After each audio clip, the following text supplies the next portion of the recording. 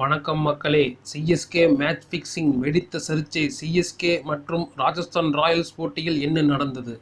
Rajasthan Royals அணிக்கு எதிரான போட்டியில் சென்னை சூப்பர் கிங்ஸ் அணி மேட்ச் ஃபிக்சிங் செய்ததாக எந்தவித ஆதாரமும் இல்லாமல் சிலர் சமூக வலைதளங்களில் பதிவுகளை வெளியிட்டனர். இதன் பின்னணி 2024 ஐபிஎல் தொடரில் மிக முக்கியமான போட்டியில் ராஜஸ்தான் ராயல்ஸ் அணிக்கு எதிராக சென்னை சூப்பர் கிங்ஸ் அணி ஆடியது. இந்த போட்டி சென்னை சேப்பாக்கம் மைதானத்தில் நடைபெற்றது.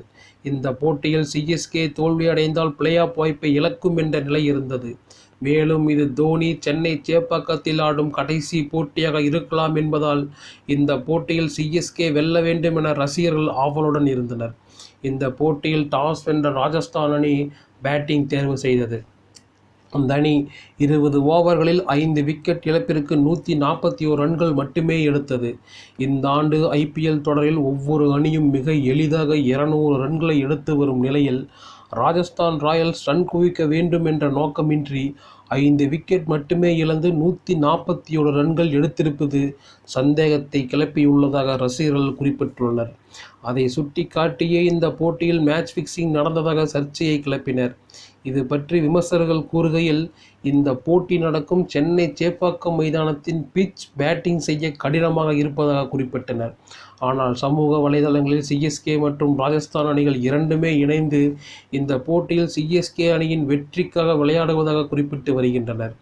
இந்த போட்டியில் தோல்வி அடைந்தாலும் ராஜஸ்தான் ராயல்ஸ் பிளே ஆஃப் சுற்றுக்கு முன்னேற அதிக வாய்ப்புள்ளது. எனவே அந்த அணி சிஎஸ்கே அணிக்கு விட்டு கொடுப்பதாகவும் சிலர் குறிப்பிட்டு சர்ச்சையை கிளப்பி வருகின்றனர். ஒரு காலத்தில் ஐபிஎல் தொடரில் 140 முதல் 180 ரன்கள் வரை எடுப்பதே சராசரி ஸ்கோராக இருந்தது. அதிலும் குறிப்பாக சென்னை சேப்பாக்கம் மைதானத்தில் பல போட்டிகளில் 140 முதல் 160 ரன்கள் வரை மட்டுமே எடுக்கப்பட்டு வந்தது. இப்போது சென்னை, சிஎஸ்கே, ராஜஸ்தான் அணிகள் மோதிய இந்த போட்டியில் அதே போன்ற கடினமான பிட்ச் இருந்ததால் தான் போட்டியில் குறைவான ஸ்கோர் எடுக்கப்பட்டதாக முன்னாள் வீரர்களும் வர்ணனையில் குறிப்பிட்டனர்.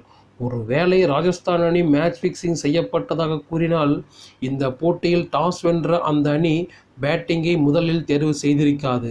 அதற்கு காரணம், முதலில் பேட்டிங் செய்யும் அணிக்கே பிட்ச் சாதகமாக இருக்கும் என போட்டிக்கு முன் கூறப்பட்டது. எனவே இந்த போட்டியில் மேட்ச் ஃபிக்சிங் செய்யப்பட்டதற்கான எந்த ஆதாரமும் இல்லை. ராஜஸ்தான் அணி குறைவான ஸ்கோர் எடுத்ததை மட்டும் வைத்து சிலர் பொய்யான தகவலை பரப்பி வருகிறார் என்பதே குறிப்பிடத்தக்கது.